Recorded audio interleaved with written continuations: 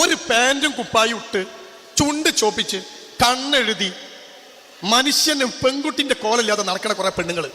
നിങ്ങളെ കുട്ടികളൊക്കെ നീറ്റൊക്കെ പറഞ്ഞു നോക്കിയാണ് എത്ര പാൻറ്റും കുപ്പായി ഇട്ട് നോക്കി. ചുണ്ട് ചോപ്പിക്കുന്ന, കണ്ണ് വാലിട്ട് എഴുതുന്ന, ആണിന്റെ വസ്ത്രം ധരിക്കുന്ന, ആണിനെ ആകർഷിക്കുന്ന രൂപത്തിൽ നടക്കുന്ന പെണ്ണിനെ റസൂൽ സല്ലല്ലാഹു അലൈഹി വസല്ലം വിളിച്ച പേരെന്താ നിങ്ങൾക്ക്? വ്യഭിചാരിണി എന്നാണ്, വേശ്യ എന്നാണ്. നിങ്ങളെ മോളെ മുഖത്ത് നോക്കിയിട്ട് ഒരു മനുഷ്യൻ വേശ്യാന്ന് വിളിച്ചാൽ നിങ്ങൾ ക്ഷമിക്കുമോ? ആ കുട്ടി പാൻറ് കുപ്പായി ഇട്ടിട്ട് ഇറങ്ങിപ്പോകുമ്പോൾ നിങ്ങൾ ഓർക്കണം, റസൂൽ വേശ്യാന്ന് വിളിച്ച പെണ്ണാ പോണത്. പെണ്ണ് പാൻറ് ഇട്ടാൽ അനക്കെന്താടാ നമുക്ക്? ഇതാണ് നമ്മൾ ഇന്നത്തെ വീഡിയോ ടൈറ്റിൽ. എന്തുകൊണ്ടാണ് ഞാൻ ഇങ്ങനെ ഒരു ടൈറ്റിൽ ഇട്ടത് എന്ന് നിങ്ങൾക്ക് ഇതിനോടകം ഇപ്പോൾ ഈ വീഡിയോ തുടങ്ങുന്ന സമയത്ത് നിങ്ങൾ കണ്ട ആ ചെറിയ ഒരു മിനിറ്റ് വീഡിയോ ക്ലിപ്പിൽ നിന്ന് മനസ്സിലായിട്ടുണ്ടാവും എന്നാണ് വിചാരിക്കുന്നത്. ഇസ്ലാം എന്ന് പറയുന്ന മതം, ആ മതം ഇന്ന് ആധുനിക കാലത്ത് നേരിട്ടുകൊണ്ടിരിക്കുന്ന ഏറ്റവും വലിയ വെല്ലുവിളി എന്ന് പറയുന്നത്, ആഗോളതലത്തിൽ നേരിട്ടുകൊണ്ടിരിക്കുന്ന വെല്ലുവിളി, മതത്തോടുള്ള വിശ്വാസി സമൂഹത്തിനകത്തുള്ള പുതിയ തലമുറയുടെ ആഭിമുഖ്യം കുറഞ്ഞു വരുന്നു എന്നുള്ളതാണ്.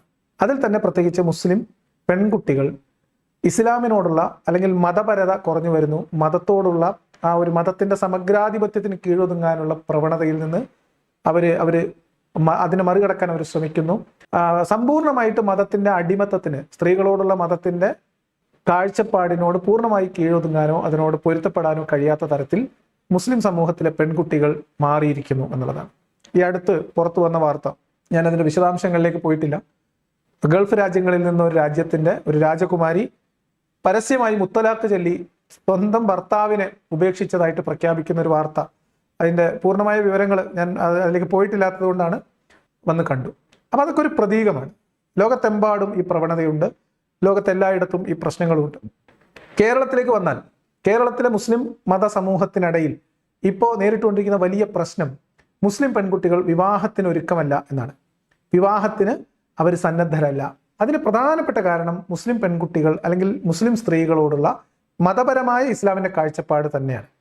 ആ കാഴ്ചപ്പാട് അത് അതേപടി ഇസ്ലാമിൽ അല്ലെങ്കിൽ പുരുഷന്മാർക്ക് സമഗ്രാധിപത്യമുള്ള ഒരു കുടുംബ പശ്ചാത്തലം, പുരുഷന്മാരുടെ കീഴിൽ അടങ്ങി ഒതുങ്ങി അനുസരിച്ച് കീഴ്പ്പെട്ട് വഴങ്ങി ജീവിക്കേണ്ടി വരുന്ന, സ്വതന്ത്രമായ അവകാശങ്ങളൊന്നും കാര്യമായിട്ടില്ലാത്ത, സ്വന്തം ജീവിതത്തിലെ സ്വന്തം ബന്ധങ്ങളിൽ പോലുള്ള കാര്യങ്ങൾ, ഇപ്പോൾ ഉദാഹരണമായിട്ട് പുറത്തു പോകാൻ, വീട്ടിലേക്ക് പോകാൻ, അതിന് പോലും ഭർത്താവിന്റെ അനുവാദം കാത്തു നിൽക്കേണ്ടുന്ന അവസ്ഥ, സ്വത്തവകാശവുമായി ബന്ധപ്പെട്ട കാര്യത്തിലൊക്കെ സ്ത്രീകൾ നേരിടുന്ന കടുത്ത വിവേചനം, ദാമ്പത്യ ബന്ധവുമായി ബന്ധപ്പെട്ട് അല്ലെങ്കിൽ വൈവാഹിക ജീവിതത്തിലേക്ക് പോയി കഴിഞ്ഞാൽ സ്ത്രീക്ക്, പുരുഷന്റെ കീഴൊതുങ്ങി നിൽക്കുന്ന സ്ത്രീക്ക് ആ കുടുംബത്തോട് പൂർണ്ണമായിട്ട് വിധേയത്വം കാണിക്കണം, എന്നാൽ പുരുഷന് അത്തരം വിധേയത്വം ആവശ്യമില്ല. ഇങ്ങനെ തുടങ്ങിയിട്ടുള്ള കുറെ കാര്യങ്ങളുണ്ട്. അതായത് സ്ത്രീവിരുദ്ധമായ ഒരു ഗോത്രകാല സംസ്കാരം, മുഹമ്മദ് നബി ജനിച്ച് ജീവിച്ച കാലത്തെ ഗോത്രകാല സംസ്കാരം എന്ന് പോലും അതിനെ വിളിക്കാൻ പറ്റില്ല. അന്നുണ്ടായിരുന്ന സ്ത്രീ അവകാശങ്ങളെ മുഴുവൻ ചിറകരിഞ്ഞ് മുഹമ്മദ് എന്ന ഒരു വ്യക്തി, മുഹമ്മദിന്റെ മാനസികാവസ്ഥ, മുഹമ്മദിന്റെ സ്ത്രീകളോടുള്ള കാഴ്ചപ്പാട്, ഇതിൽ നിന്നെല്ലാം ഉരുത്തിരിഞ്ഞു വന്ന ഒരു നിയമമാണ് മുസ്ലിം സ്ത്രീകളെ സംബന്ധിച്ച് ഇസ്ലാമിലുള്ളത്. അപ്പൊ അതിന്റെ ഒരു തിക്തഫലം നൂറ്റാണ്ടുകളായിട്ട്, തലമുറകളായിട്ട് അനുഭവിച്ച് അതിനുവേണ്ടി സ്വന്തം പെൺമക്കളെ കണ്ടീഷൻ ചെയ്തുകൊണ്ടിരുന്ന സ്ത്രീകൾ ഇസ്ലാമിന്റെ ഈ ഒരു നിലപാടിൽ പ്രതിഷേധിച്ചുകൊണ്ടോ അല്ലെങ്കിൽ അതിനോട് പൂർണ്ണമായിട്ട് കീഴൊതുങ്ങാൻ മനസ്സിലാത്ത അവസ്ഥയിലോ എത്തിയിട്ടുണ്ട്. ഞാൻ പറഞ്ഞതുപോലെ ഇസ്ലാമിന്റെ സ്ത്രീകളോടുള്ള കാഴ്ചപ്പാടിൽ ഏറ്റവും പ്രധാനമായ കാരണം മുഹമ്മദിന്റെ സ്ത്രീകളോടുള്ള സമീപനമായിരുന്നു, സ്ത്രീകളെ കുറിച്ചുള്ള കാഴ്ചപ്പാടായിരുന്നു. അത് മുഹമ്മദിന്റെ ബാല്യ കൗമാര യൗവനങ്ങളിലുണ്ടായ മാനസികാവസ്ഥകളോ, മുഹമ്മദിന്റെ വിവാഹശേഷം, ഖദീജ വിവാഹം കഴിച്ചതിന് ശേഷം ആ സ്ത്രീയോട് സമ്പൂർണമായിട്ട് അവരുടെ ഏകദേശം ഇഷ്ടത്തിനൊത്ത് തന്നെ ജീവിക്കേണ്ടി വരുന്ന ഒരവസ്ഥയോ, അല്ലെങ്കിൽ അവർക്ക് മുഹമ്മദിലുണ്ടായിരുന്ന സ്വാധീനമോ നിയന്ത്രണമോ എന്തുകൊണ്ടോ എന്ന് എനിക്കറിയില്ല. മദീനയിലേക്ക് എത്തിയതിന് ശേഷം നമ്മൾ മുഹമ്മദിൽ കാണുന്ന വ്യത്യാസമുണ്ട്. ആ വ്യത്യാസത്തിലൂടെ പുറത്തു വന്ന മുഹമ്മദിന്റെ സ്ത്രീകളോടുള്ള സമീപനമുണ്ട്. അത് മുഹമ്മദിന്റെ അനുചരന്മാർക്ക് വേണ്ടിയുള്ള നിയമങ്ങൾ ഉണ്ടാക്കലായാലും, മുഹമ്മദിന് വേണ്ടി തന്നെ ഉണ്ടാക്കിയ നിയമങ്ങളായാലും, മുഹമ്മദിന്റെ മുന്നിൽ വരുന്ന വിഷയങ്ങളിൽ മുഹമ്മദ് ഇടപെടുന്ന കാര്യങ്ങളായാലും ഒക്കെ എല്ലായിടത്തും സ്ത്രീവിരുദ്ധമായ പുരുഷാധിപത്യ രീതിയിലുള്ള, സ്ത്രീകളെ പുരുഷനേക്കാൾ പദവി കുറഞ്ഞതായിട്ട് പരിഗണിക്കുന്ന, അവരെ ഒരു പൂർണ്ണ വ്യക്തിത്വമുള്ള ആളുകളായിട്ട് അംഗീകരിക്കാത്ത ഒരു സമീപനം, അത് ഇസ്ലാമിന്റെ അടിസ്ഥാന സ്വഭാവമാണ്. അപ്പൊ അതിനോടുള്ള പ്രതിഷേധം, പ്രതികരണം, ഇത് കാലങ്ങളായിട്ട് ഇത് അനുഭവിക്കേണ്ടി വരുന്ന തലമുറ അതിൽ നിന്ന് മോചനം ആഗ്രഹിക്കുന്നത്, ഇതിൻ്റെയൊക്കെ കാരണമായിക്കൊണ്ട് ഈ പറയുന്ന പ്രതിഭാസങ്ങളൊക്കെ ഉണ്ടാകുന്നുണ്ട്. ഇനി ഇങ്ങനെ മുസ്ലിം സ്ത്രീകളെ കണ്ടീഷൻ ചെയ്യാനുള്ള ഉത്തരവാദിത്തം ആർക്കായിരുന്നു? അത് ഭാര്യമാർക്ക്, ഉമ്മമാർക്ക് എന്നിങ്ങനെ തുടങ്ങിയിട്ടുള്ള സ്ത്രീകൾക്ക് തന്നെയായിരുന്നു. അപ്പം അങ്ങനെയാണ് ഇതിങ്ങനെ തലമുറ കൈമാറി ഈ ഭയം ഇങ്ങനെ, ഈ അടിമത്ത മനോഭാവം ഇങ്ങനെ മുസ്ലിം സ്ത്രീകളിൽ കാലങ്ങളായിട്ട് ഇവർ കൊണ്ടു നടന്നത്. അതിൻ്റെ ഒരു തെളിവെന്ന് വെച്ചാൽ, നിങ്ങൾ ഇസ്ലാമിക പ്രബോധന രംഗത്ത് ഇപ്പോൾ നമ്മൾ ഇന്ന് സംസാരിക്കാൻ പോകുന്ന ഈ വ്യക്തിയുടെ പേര് നിങ്ങൾ യൂട്യൂബിൽ സെർച്ച് ചെയ്താൽ ഇദ്ദേഹത്തിൻ്റെതായിട്ടുള്ള കുടുംബ കൗൺസിലിംഗ് പോലെയുള്ള കാര്യങ്ങൾ, അതേപോലെ കുടുംബയോഗങ്ങളിലുള്ള മോട്ടിവേഷൻ ക്ലാസ്സുകൾ, ഇതൊക്കെയാണ് ഇദ്ദേഹത്തിൻ്റെ ഒരു പ്രധാന ഏരിയ. ഇതിലൊക്കെ നിങ്ങൾ നോക്കിയാൽ കാണാൻ പറ്റുന്നത് സ്ത്രീകളുടെ വസ്ത്രധാരണം, സ്ത്രീകളുടെ അനുസരണക്കേട്, സ്ത്രീകളുടെ അച്ചടക്കമില്ലായ്മ, സ്ത്രീകളുടെ മതമില്ലായ്മ എന്ന് തുടങ്ങിയിട്ടുള്ള കാര്യങ്ങളിൽ ഊന്നി നിന്നുകൊണ്ട് നരകത്തിൽ കിടക്കുന്ന സ്ത്രീകളെക്കുറിച്ചും, മുഹമ്മദ് നബി ആകാശയാത്ര നടത്തിയപ്പോൾ കണ്ട കാഴ്ചകളെക്കുറിച്ചും, മുസ്ലിം സ്ത്രീകളുടെ ഉത്തരവാദിത്തങ്ങളെക്കുറിച്ചും, കുടുംബം, ദാമ്പത്യം, അതിൽ സ്ത്രീകളുടെ പങ്കിനെക്കുറിച്ചും, അവരുടെ റോളിനെക്കുറിച്ചും, അവരുടെ ചുമതലകളെക്കുറിച്ചൊക്കെ ഇങ്ങനെ പറയുക, കുറേ സെന്റിമെന്റ്സ് അടിക്കുക. ഇതാണ് അദ്ദേഹത്തിന്റെ പ്രധാന രീതി. അതാണ് അദ്ദേഹത്തിന്റെ വീഡിയോ ഒന്ന് നിങ്ങൾ വെറുതെ സെർച്ച് ചെയ്ത് നോക്കിയാൽ, ഇത് ഇദ്ദേഹത്തിന് മാത്രം പ്രശ്നമല്ല, നരകത്തിലെ നാരിമാർ എന്ന് നിങ്ങൾ വെറുതെ ഗൂഗിളിൽ മലയാളം സെർച്ച് ചെയ്താൽ നിങ്ങൾക്ക് 100-ലധികം വീഡിയോകൾ ഒറ്റ സെർച്ചിൽ വരും. അത് വേറെ വാക്കുകൾ ഇങ്ങനെ മാറ്റി മാറ്റി നിങ്ങൾ അടിച്ചാലും. അപ്പം ഏറ്റവും കൂടുതൽ നരകത്തിൽ പോകാൻ പോകുന്ന സ്ത്രീകളാണെന്നും, ആ നരകത്തിൽ പോകാൻ പോകുന്നതിന്റെ കാരണം സ്ത്രീകൾക്ക് ഈമാൻ കുറവുകൊണ്ടാണെന്നും, ഈ സ്ത്രീകളുടെ ഈമാൻ കുറവിന്റെ കാരണം അവരുടെ സ്വഭാവത്തിലുള്ള പ്രശ്നങ്ങളാണ്, ബുദ്ധിയിലുള്ള പ്രശ്നമാണ്, ആരാധനയുള്ള പ്രശ്നമാണ് എന്നും, അതിനെ മറികടക്കാൻ അവർ ചെയ്യേണ്ടത് സമ്പൂർണ്ണമായിട്ട് മതത്തിന്റെ നിയമങ്ങൾക്ക് കീഴ്പ്പെടുകയും പുരുഷന് പൂർണ്ണമായും ഭർത്താവിനോട് അനുസരണാശീലമുള്ളവരായിട്ട് കഴിഞ്ഞുകൂടുക. ഖുർആൻ തന്നെ അത് പറയുന്നത് എങ്ങനെയാന്ന് വെച്ചാൽ, നിങ്ങളിൽ ഏറ്റവും ഉത്തമരായിട്ടുള്ള സ്ത്രീകൾ ആരാന്ന് ചോദിച്ചാൽ ഏറ്റവും അനുസരണാശീലമുള്ളവരായിരിക്കും. അനുസരണാശീലമാണ് മുസ്ലിം സ്ത്രീക്ക് വേണ്ട ഏറ്റവും ഉത്തമമായ മാതൃക. എന്തിനൊക്കെ അനുസരിക്കണം? മതപരമായ കാര്യങ്ങളിലല്ലാത്ത എല്ലാ കാര്യത്തിലും ഭർത്താവിനെ അനുസരിക്കണം. അതായത് നിസ്കരിക്കേണ്ട, നോമ്പ് നോക്കണ്ട എന്നൊക്കെ ആരെങ്കിലും പറഞ്ഞാൽ അതനുസരിക്കേണ്ട, ബാക്കി എല്ലാ കാര്യത്തിലും. എന്ന് മാത്രമല്ല, മുഹമ്മദ് നബി ഭർത്താവിനോടുള്ള ഭാര്യയുടെ കടമ സൂചിപ്പിക്കുന്ന സമയത്ത് ഒരു ഘട്ടത്തിൽ പറയുന്നതായിട്ട് ഹദീസിലുള്ളത്, അള്ളാഹു അല്ലാത്ത മറ്റൊരാളോട് സുജൂദ് ചെയ്യാൻ കൽപ്പിക്കുകയായിരുന്നെങ്കിൽ അത് ഭാര്യ ഭർത്താവിന് സുജൂദ് ചെയ്യാൻ കൽപ്പിക്കുമായിരുന്നു എന്നാണ്. അപ്പം ദൈവത്തിന് മാത്രം അർപ്പിക്കേണ്ടുന്ന സാഷ്ടാംഗ പ്രണാമം എന്ന് പറയുന്ന ആ ആരാധന, സുജൂദ്, ദൈവമല്ലാത്ത ഒരാൾക്ക് സമർപ്പിക്കാൻ കൽപ്പിക്കുകയായിരുന്നെങ്കിൽ അത് ഭാര്യ ഭർത്താവിന് ചെയ്യട്ടെ എന്നാവുമായിരുന്നു എന്നാണ്. എന്ന് പറഞ്ഞാൽ പടച്ചോൻ കഴിഞ്ഞാൽ പിന്നെ ഭർത്താവ്. അപ്പൊ ഭർത്താവിനെ അനുസരിക്കണം, ഭർത്താവിനെ പൂർണ്ണമായിട്ട് അനുസരിക്കണം, ഭർത്താവിനെ ധിക്കരിക്കാൻ പാടില്ല. അനുസരണക്കേട് കാണിക്കും എന്ന് നിങ്ങൾ ആശങ്കപ്പെട്ടാൽ അവരെ നിങ്ങൾ തല്ലിക്കോളിയും എന്ന് ഖുർആനിലുണ്ട്. അപ്പൊ തല്ലിക്കോളി എന്ന് എടുത്തുകൊണ്ട് വരണ്ട, അതിന്റെ മുമ്പ് ഉപദേശിക്കാൻ പറഞ്ഞിട്ടുണ്ട്, കിടപ്പറയിൽ നിന്ന് മാറ്റി കിടത്താനും പറഞ്ഞിട്ടുണ്ട്. ഈ 2 ഘട്ടം കഴിഞ്ഞിട്ട് മാത്രമേ അടിച്ചാൽ മതി എന്ന് പറഞ്ഞിട്ടുള്ളൂ. അപ്പൊ ഇനി അത് ഞാൻ വിട്ടുപോയി എന്നൊന്നും പറഞ്ഞിട്ട് എടുത്തുകൊണ്ട് വരണ്ട. അപ്പൊ എന്താണ് മുസ്ലിം സ്ത്രീ, അല്ലെങ്കിൽ എന്താണ് ഇസ്ലാം സ്ത്രീയെ പരിഗണിക്കുന്നതെന്ന് വെച്ചാൽ, പുരുഷന്റെ സുഖാസ്വാദനത്തിന് സൗകര്യം ഒരുക്കി കൊടുക്കാൻ വേണ്ടി സ്ത്രീയുടെ സൃഷ്ടിപ്പ് തന്നെ അങ്ങനെയാണ്. അതായത് ആദമിന് ഒരു തുണയില്ലല്ലോ എന്ന് ആലോചിച്ചപ്പോൾ ആദമിന് സന്തോഷമാവാനും ആദമിന് സമാധാനം കിട്ടാനും ആദത്തിന് തുണയാവാനും വേണ്ടിയാണ് അള്ളാഹു ഹവ്വയെ സൃഷ്ടിച്ചത്. അള്ളാഹ്ക്ക് ആദ്യഘട്ടത്തിൽ അങ്ങനെ ഒരു ചിന്തയെ ഉണ്ടായിരുന്നില്ല എന്ന് വേണം നമ്മൾ മനസ്സിലാക്കാൻ. അതുകൊണ്ടാണ് ഭൂമിയിൽ നിന്ന് എടുത്തുകൊണ്ട് പോയ മണ്ണ് മൊത്തവും വെള്ളവും കൂട്ടി കുഴച്ച് ഒറ്റ മനുഷ്യനുണ്ടാക്കി. ആദ്യം ഒറ്റ ആദത്തിനോട് പഠിച്ചു. എന്നാ മണ്ണ് പകുതിയാക്കിയിട്ട് ഒരു ആദത്തിനെ ഒരു ഹവ്വേനെ പഠിച്ചാൽ മതിയായിരുന്നു. അല്ലെങ്കിൽ 2 ജോഡി, 2 ആദമും അല്ലെങ്കിൽ 2 ഹവ്വയും പേര് മാറ്റിയിട്ടാൽ മതിയല്ലോ. അങ്ങനെ ചെയ്താൽ മതിയായിരുന്നു. അത് ചെയ്തില്ല. അപ്പൊ അള്ളാഹ് ആദ്യം ആദമിനെ സൃഷ്ടിച്ചു. ആദമിനെ സൃഷ്ടിച്ച് കുറച്ചു ദിവസം കഴിഞ്ഞപ്പം ആദത്തിനൊരു വിഷാദം, ഒരു അസ്ക്യത, ഒരു ഒറ്റപ്പെടൽ. അപ്പൊ അള്ളാഹ്ക്ക് തോന്നി ഒരു തുണയും കൂടി ഉണ്ടെങ്കിൽ നല്ലതായിരിക്കും. അങ്ങനെയാണ് ആദത്തിനെ തിരിച്ചു പിടിച്ച് അവിടെ കിടത്തി ഇടത് ഭാഗത്തെ വാരിയൽ ഊരി അതിൽ നിന്ന് ഹവ്വയെ സൃഷ്ടിച്ചത്. എന്തിനാണ്? ആദത്തിന് വേണ്ടി സൃഷ്ടിച്ചത്. എന്ന് പറഞ്ഞാൽ പുരുഷനു വേണ്ടി സൃഷ്ടിക്കപ്പെട്ടവളാണ് സ്ത്രീ. പുരുഷനു വേണ്ടി, പുരുഷന്റെ ആവശ്യപൂർത്തീകരണത്തിന്, പുരുഷന് സ്വസ്ഥതയും സമാധാനം ഉണ്ടാവാന്, പുരുഷന് സുഖാസ്വാദനത്തിന്, പുരുഷന് ആനന്ദത്തിനും, പുരുഷന്റെ സന്താനങ്ങൾ ഉൽപ്പാദിപ്പിക്കാനുള്ള ഒരു ഒരു ഒരു ഒരു പുരുഷനു വേണ്ടിയാണ് സ്ത്രീ. അങ്ങനെയാണ് ഇസ്ലാമിന്റെ കാഴ്ചപ്പാട്. അല്ലാതെ സ്ത്രീയും പുരുഷനും 2 സ്വതന്ത്ര വ്യക്തികളാണ്, അവർക്ക് സ്വന്തമായ ഐഡന്റിറ്റി ഉണ്ട്, അവർക്ക് സ്വന്തമായ വ്യക്തിത്വമുണ്ട്, അവർക്ക് സ്വതന്ത്രമായ നിലനിൽപ്പുണ്ട് എന്ന ആശയം ഇസ്ലാം അംഗീകരിക്കുന്നേ ഇല്ല. ഒരു ഘട്ടത്തിലും അംഗീകരിക്കുന്നില്ല. ഇസ്ലാമിൽ അങ്ങനെ ഒരു കാഴ്ചപ്പാടും ഇല്ല. ഇത് തിരിച്ചറിഞ്ഞുകൊണ്ടാണ് ഞാൻ ഈ പറയുന്ന മാറ്റമൊക്കെ ഉണ്ടാവുന്നത്. പക്ഷെ നിങ്ങൾ നോക്കൂ, എന്തുകൊണ്ടാണ് ഈ പ്രശ്നങ്ങൾ എന്നൊന്നും മനസ്സിലാകാതെ, എന്താണ് ഇവരുടെയൊക്കെ പ്രശ്നം എന്ന് മനസ്സിലാവാതെ വീണ്ടും മൗലവിമാര് ഈ പെൺകുട്ടികൾ ഇതിൽ നിന്ന് വിമുഖത കാണിക്കുമ്പോൾ, ഇതിനോട് വിരക്തി പ്രകടിപ്പിക്കുമ്പോൾ, ഇസ്ലാമിനോട് ആഭിമുഖ്യം കാണിക്കാതിരിക്കുമ്പോൾ, ഇസ്ലാമിക നിയമങ്ങളോട് പുറംതിരിഞ്ഞു നിൽക്കുമ്പോൾ വീണ്ടും മൗലവിമാർ വന്നിട്ട് മുഹമ്മദ് പണ്ട് എന്താണോ ചെയ്തത് അത് ചെയ്യണം. സ്ത്രീകളെ ഇത്രമേൽ അവഹേളിച്ച വേറെ ഒരു മത ആചാര്യൻ ഉണ്ടാവില്ല എന്ന് നമുക്ക് തീർത്തു പറയാം. ഒരു പ്രവാചകൻ ഉണ്ടാവില്ല സ്ത്രീകളെ ഇത്രമേൽ ആക്ഷേപിച്ച. ഒന്ന് പറഞ്ഞ് രണ്ടാമത്തതിന് സ്ത്രീകളെ വേശ്യകൾ എന്ന് വിളിച്ച ആളാണ് മുഹമ്മദ് നബി. ഒന്ന് പറഞ്ഞ് രണ്ടാമത്തിന് എൻ്റെ തൊട്ടുപുറകെ വേശ്യ എന്ന് വിളിക്കും. മുഹമ്മദിന്റെ നിയമം അല്ലെങ്കിൽ മുഹമ്മദിന്റെ രീതി, മുഹമ്മദിന്റെ അധ്യാപനം, അതിന് വിരുദ്ധമായി പ്രവർത്തിക്കുന്ന എല്ലാ സ്ത്രീകളെയും ഒന്ന് പറഞ്ഞ് രണ്ടാമത്തിന് വേശ്യ എന്ന് വിളിക്കുന്നതായിരുന്നു മുഹമ്മദിന്റെ അധ്യാപനങ്ങൾ. ഇത് വിശ്വാസികൾ കേൾക്കുമ്പോൾ ഇച്ചിരി പ്രയാസം ഉണ്ടാവും മുസ്ലിം സ്ത്രീകൾക്ക്. പക്ഷെ നിങ്ങൾ അത്രമേൽ ബഹുമാനിക്കുകയും ആരാധിക്കുകയും ചെയ്യുന്ന മുഹമ്മദ് നബി വാക്കൊന്ന് പഴച്ചാൽ സ്ത്രീകളെ വേശ്യകളോടാണ് ഉപമിച്ചത്. നീചവൃത്തി ചെയ്യുന്ന സ്ത്രീകളായിട്ടാണ്. എന്തിനൊക്കെ വിളിച്ചിട്ടുണ്ടെന്ന് നിങ്ങൾ ആലോചിച്ചാൽ മതി. ഏതെങ്കിലും ഒരു സ്ത്രീ സ്വന്തം വിവാഹമോ മറ്റൊരു സ്ത്രീയുടെ വിവാഹമോ നടത്തി കൊടുത്താൽ, നേരിട്ട് ചെയ്താൽ, പുരുഷന്റെ ഒരു ഉത്തരവാദിത്തത്തിലും പുരുഷന്റെ നേതൃത്വത്തിലല്ലാതെ സ്ത്രീകൾ മുന്നിട്ടിറങ്ങി ഒരു വിവാഹം കഴിച്ചാൽ ആ സ്ത്രീ വേശ്യയാണെന്ന് പറഞ്ഞത്. സ്വന്തം മാതാവ് ഒരു മകളുടെ വിവാഹം മറ്റൊരാൾക്ക് കഴിപ്പിച്ചു കൊടുത്താൽ ആ മാതാവും ഈ മകളും വേശ്യയാണെന്നാണ് പറയുന്നത്. ഒന്ന് പറഞ്ഞ് രണ്ടാമത്തിന് സ്ത്രീകളെ വേശ്യ എന്ന് വിളിക്കുന്ന അങ്ങേയറ്റം സ്ത്രീവിരുദ്ധനായ ഒരു നേതാവായിരുന്നു മുഹമ്മദ് നബി, ഒരു ഭരണാധികാരിയായിരുന്നു മുഹമ്മദ് നബി.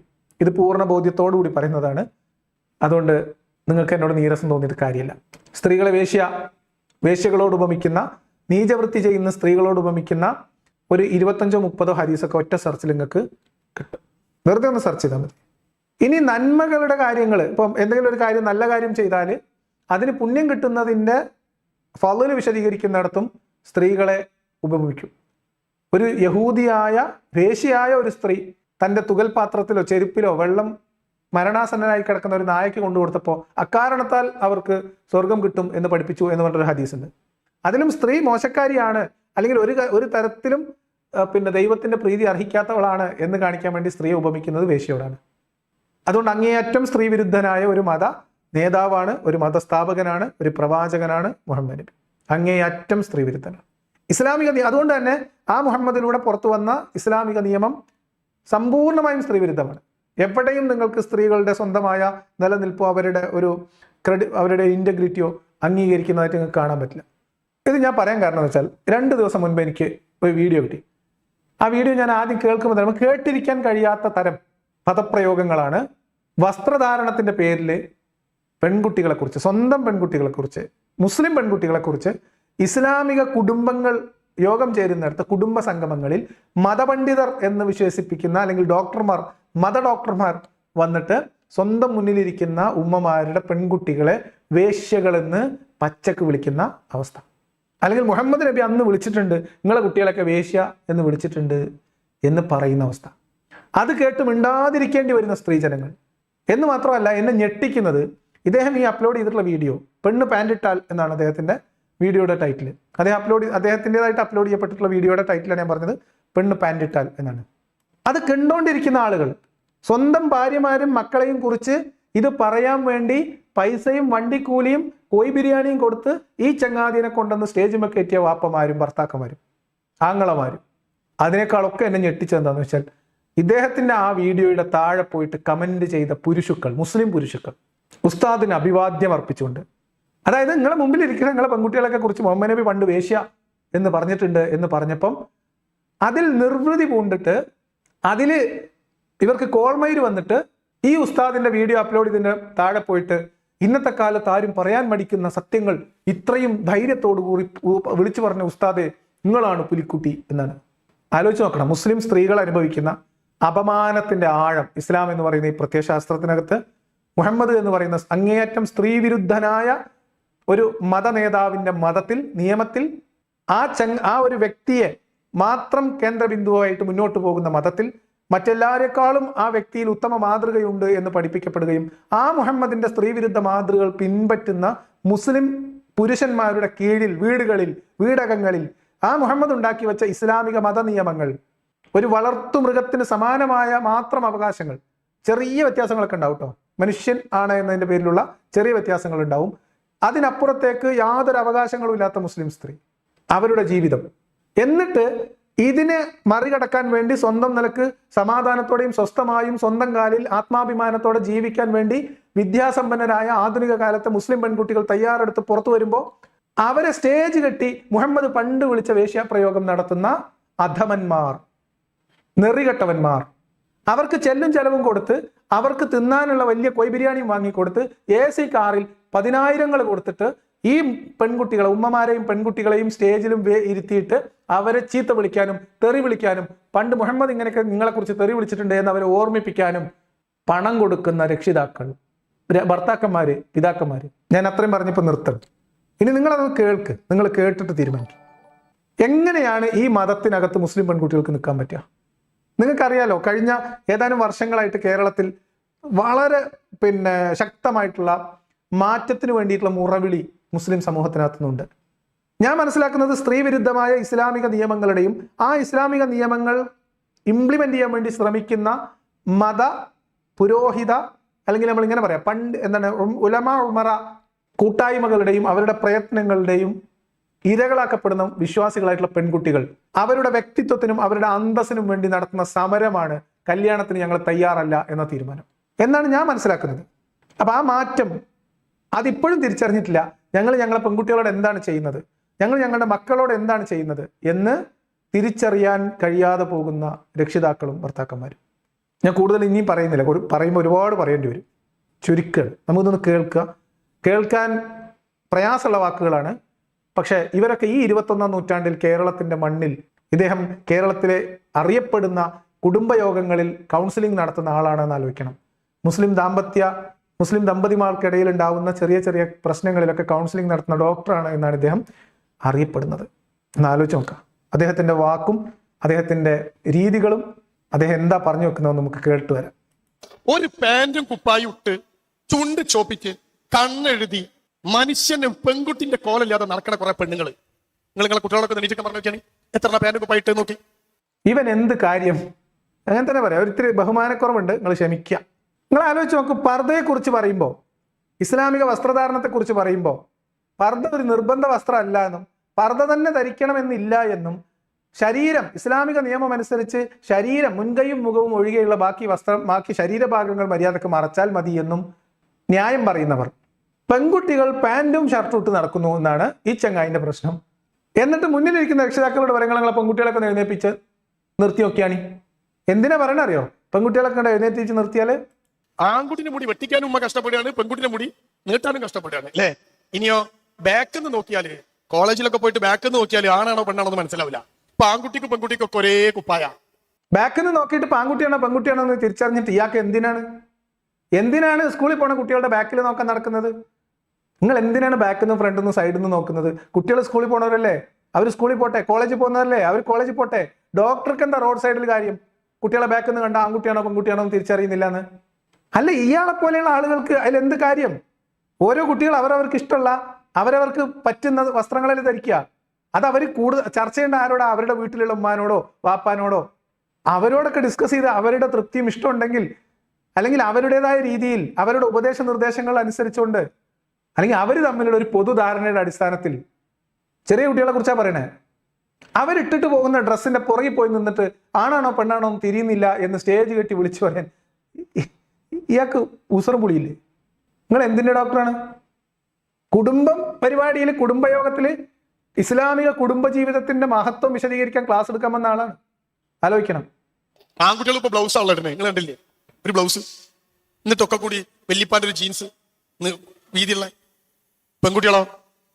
ആരാണ് നിങ്ങൾക്ക് ചേന്നമംഗലൂർ എന്ന് പറയുന്ന ഇസ്ലാമികമായിട്ട് എല്ലാ സംഘടനകളും സംഘങ്ങളും ഉയർന്നു വന്ന ഒരു പ്രദേശത്ത് ആരാ കൂട്ടരെ നിങ്ങളെ പഠിപ്പിച്ചത് പെണ്ണിന്റെ വസ്ത്രം പാന്റും കുപ്പായെന്ന്? ആരാ പഠിപ്പിച്ചേ? ഇങ്ങനെ നീണ്ടു നിൽക്കുന്ന ഡാക്കിട്ടർ ഇട്ടിട്ടുള്ള ആ കോളർ വെച്ച ഷർട്ടും ആ കാലസറായും അത് ആണിന്റെ ഡ്രസ്സാണ് നിങ്ങളോട് ആരാ പഠിപ്പിച്ചേ? ആരാ പഠിപ്പിച്ച മൂല്യരെ? ആരാ പഠിപ്പിച്ച ഡോക്ടറെ? മുഹമ്മദ് നബി പഠിപ്പിച്ചോ? ഖുർആനിലുണ്ടോ? ഹദീസിലുണ്ടോ? ഒരു കാലസറായും കയറ്റി അതിന്റെ നടുക്കൊരു ബെൽറ്റും കെട്ടി അതിന്റെ മുകളിൽ കോളർ വെച്ച് തുന്നിക്കൂട്ടിയ ഒരു ഷർട്ട് ഇട്ട് നിൽക്കണം എന്ന്, ഇത് ആണിന്റെ ഡ്രസ്സാണ് നിങ്ങളോട് ആര് പറഞ്ഞു? അല്ലേ, മുഹമ്മദ് നബിന്റെ കാലത്ത് ആണിനും പെണ്ണിനൊക്കെ ഏതാണ്ട് ഒരേ ഡ്രസ്സല്ലേ? ഇപ്പോഴും അറബ് നാട്ടിൽ പോയാൽ ഏതാണ്ട് ഒരേ ഡ്രസ്സല്ലേ? കളർ മാത്രമല്ലേ മാറ്റുള്ളൂ. പെൺകുട്ടികൾ പാൻറ് ഇടണമെന്നാണ് ഇപ്പോൾ വലിയ പ്രശ്നം, ഷർട്ടും. പിന്നെ എന്ത് ഇടണം എന്നാ? പർദ്ദ ഇടണം. കുട്ടികൾ തയ്യാറല്ല. ഒരു തലമുടി നാരിഴ പുറത്ത് കണ്ടാൽ സ്വർഗത്തിന്റെ പരിമളം പോലും ലഭിക്കൂല എന്ന് പഠിപ്പിച്ചും പേടിപ്പിച്ചും വയല് പറഞ്ഞിരുന്ന മൂല്യന്മാര് അത് കേട്ട് തഴമ്പിച്ച ഉമ്മമാര് വളർത്തിയ പെൺകുട്ടികൾ, അവർക്ക് തട്ടവും വേണ്ട, അവർക്ക് അവരുടെ ഇഷ്ടത്തിനുള്ള വസ്ത്രം ധരിക്കുന്നു. അതിന് ഇവർക്ക് എന്താ ഛേദം? അത് അവരല്ലേ തീരുമാനിക്കുന്നത്. മറ്റൊരാളുടെ വസ്ത്രധാരണം, മറ്റൊരാളുടെ മകളുടെ വസ്ത്രധാരണം നോക്കിയിട്ട് റോഡ് സൈഡിൽ നിൽക്കാൻ ഈ ഡോക്ടർക്ക് എന്തിന്റെ കേടാണ്? ഇത് നോക്കാൻ ആരാണ് ഇങ്ങനെ ഏർപ്പാടാക്കിയത്? ആലോചിക്കണം. ഇദ്ദേഹത്തെ പണവും പാരിതോഷികവും കൊടുത്ത് ബഹുമാനിച്ച് ആനയിച്ച് ഈ കുടുംബ സംഗമത്തിലേക്ക് ക്ഷണിച്ചു വരുത്തിയ അതിഥിയാണ്.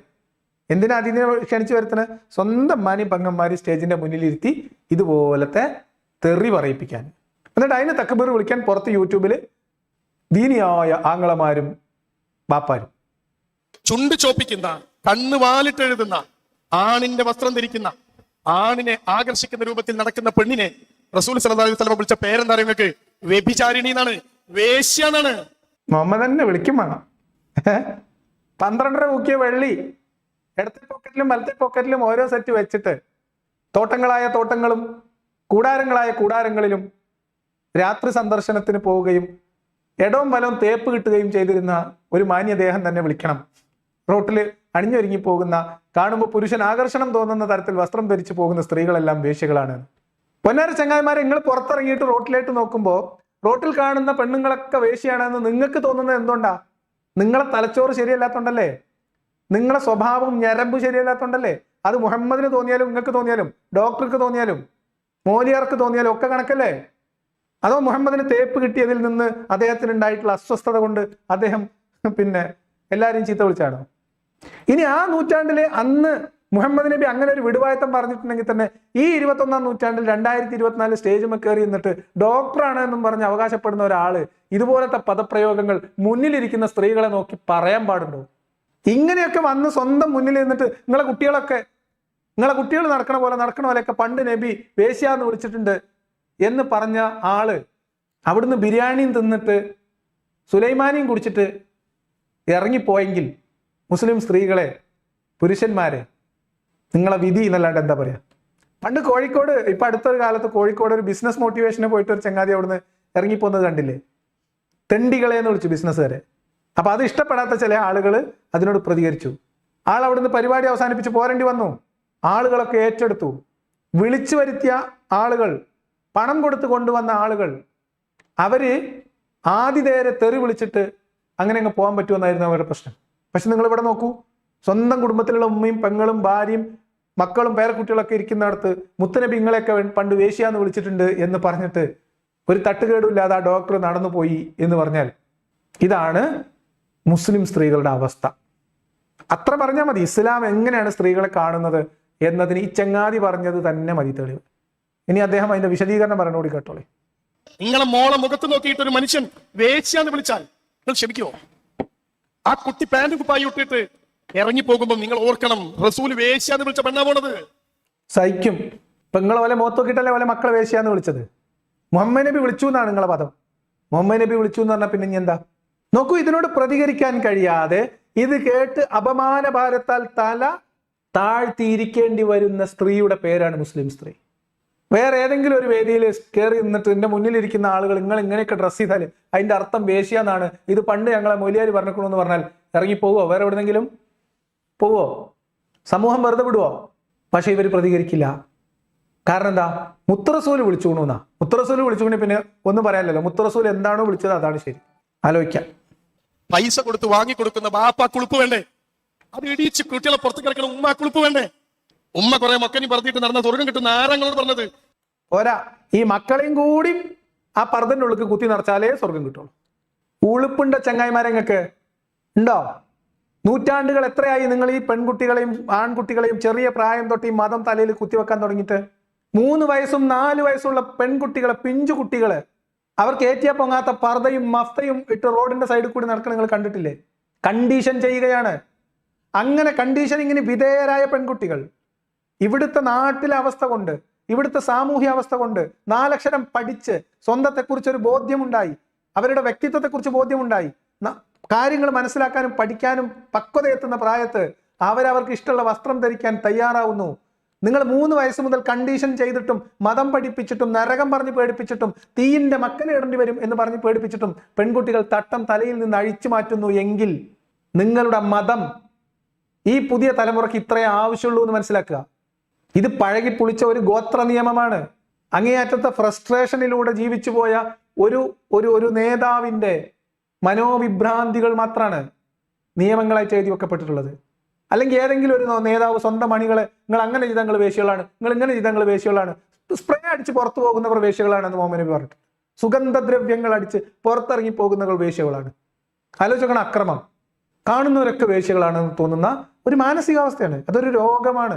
അത് അന്ന് മുഹമ്മദിന് തോന്നിയാലും ഇന്ന് ഇത് ഇവിടെ നിന്ന് വിളിച്ചു പറയുന്ന ഈ ഡോക്ടർക്കും ചികിത്സ വേണ്ട മാനസിക രോഗമാണ്. മരിച്ചാൽ എല്ലാം തീരും, മരിച്ചാൽ പിന്നെ എന്താ ഒക്കെ തീരും.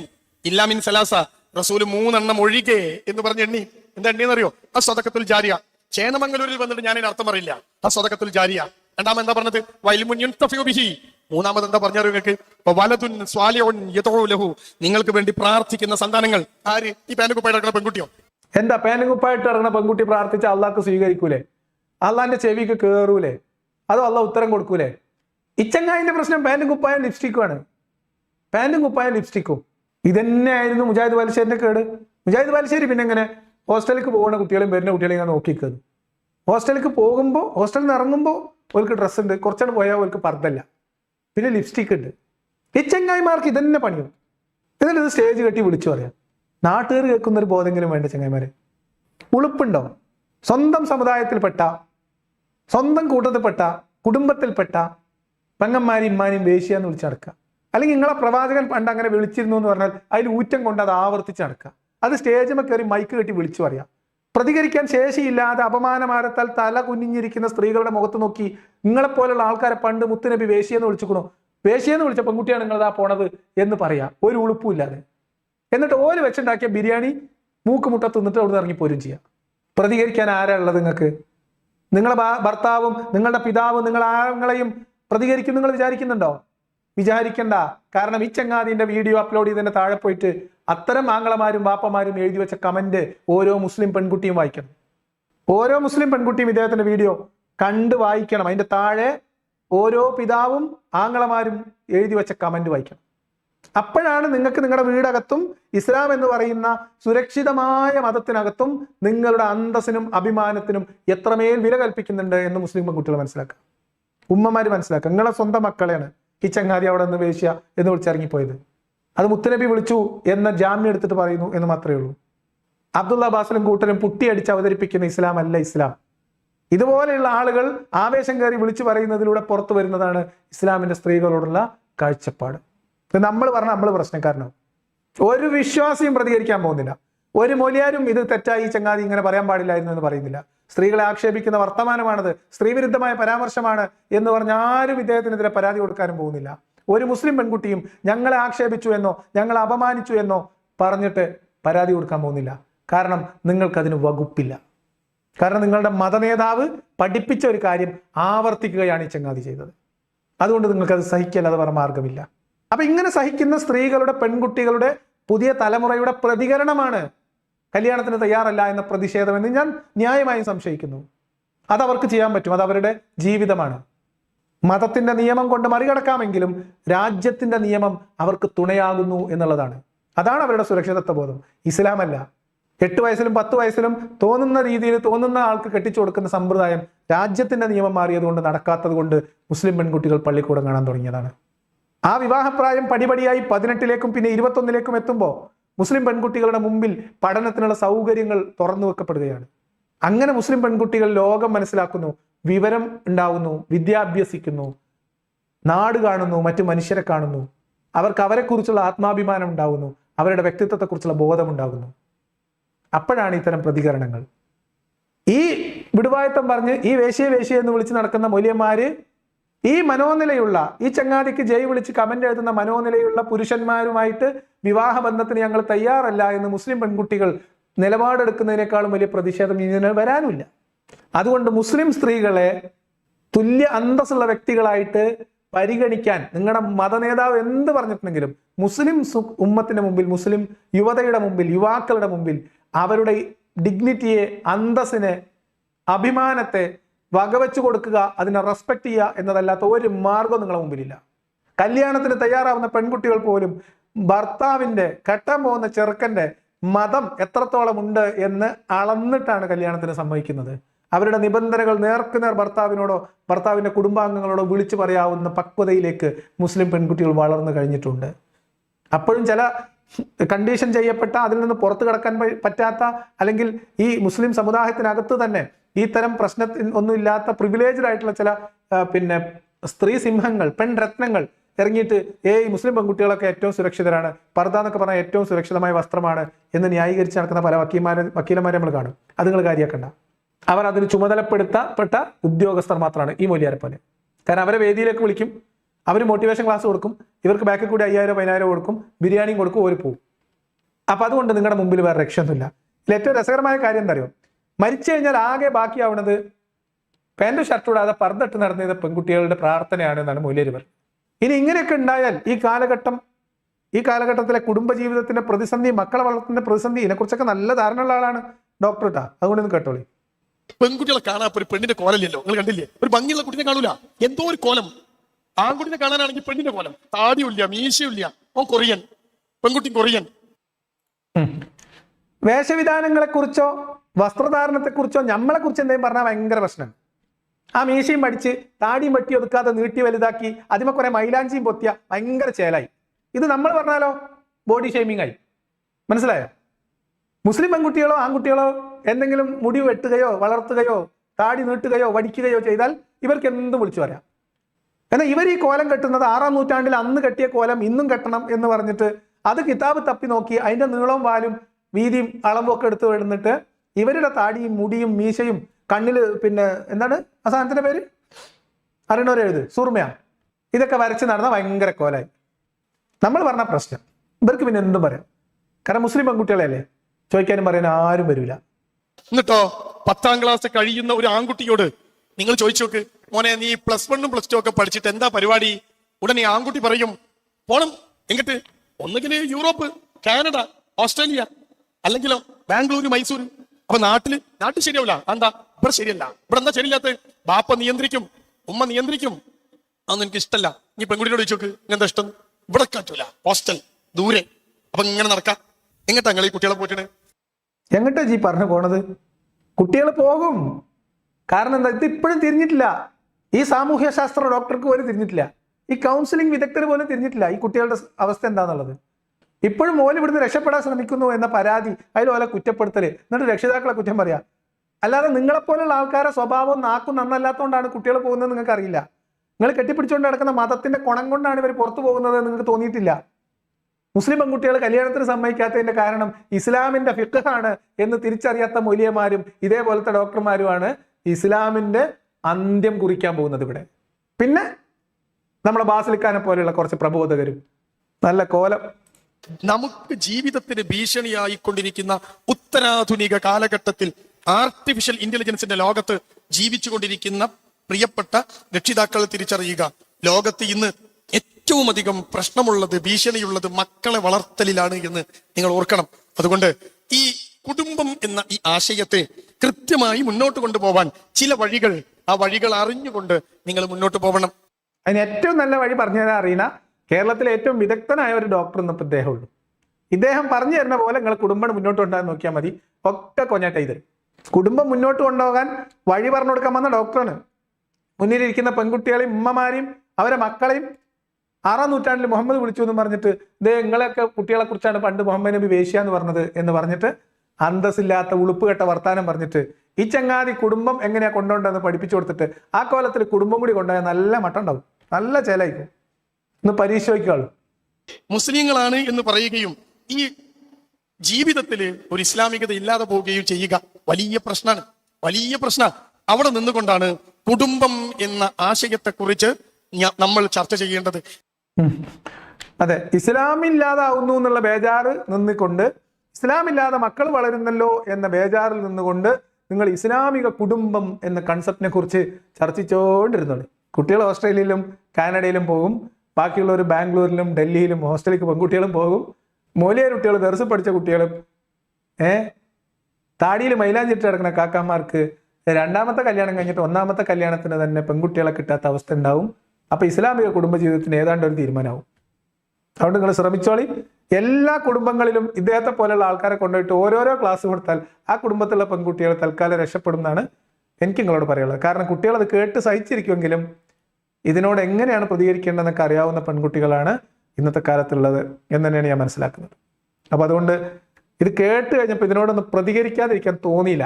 കാരണം വേറെ ആരും പ്രതികരിക്കൂല. ആ വീഡിയോന്റെ താഴെ ഞാൻ പോയി കമന്റ് വായിച്ചിട്ട് ഒരു അറബിക് പേരിലുള്ള ഒരാൾ പോലും എന്ത് വൃത്തികേടാണ് ചങ്ങായി പറയുന്നത് മുന്നിലിരിക്കുന്ന കുട്ടികളെ കുറിച്ച് എന്ന് പ്രതികരിച്ചിട്ടില്ല എന്നതാണ് മുസ്ലിം പെൺകുട്ടികൾ, മുസ്ലിം സ്ത്രീകൾ, ഇസ്ലാമിക കുടുംബ നിയമങ്ങൾക്കകത്ത് ജീവിക്കുന്നതിൻ്റെ ദുരവസ്ഥ എത്ര ഉണ്ട് എന്ന് മനസ്സിലാക്കാൻ അത് മാത്രം നോക്കിയാൽ മതി.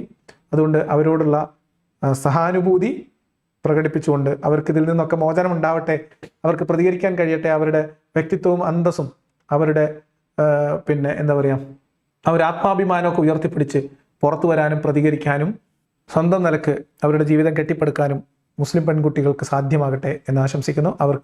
അവരോട് പൂർണ്ണമായി ഐക്യപ്പെട്ടുകൊണ്ട് ഇതുപോലെയുള്ള വിടുവായത്തരം പറയുന്ന ആൾക്കാരോടുള്ള പ്രതിഷേധം ശക്തമായി അറിയിച്ചുകൊണ്ട് നമ്മൾ ഇന്നത്തെ പരിപാടി അവസാനിപ്പിക്കുകയാണ്.